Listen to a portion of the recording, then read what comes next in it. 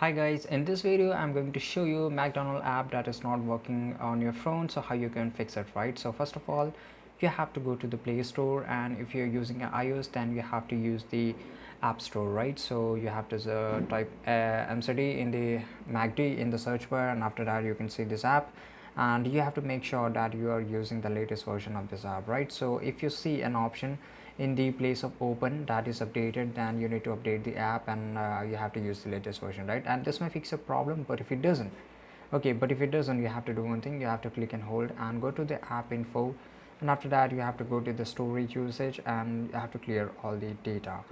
And after clearing all the data, you have to you have to clear all the cache, and after clearing all the cache, this may fix a problem, but if it doesn't, then you have to clear all the data, and this will make your app totally new, and you have to re-log in into the app once again.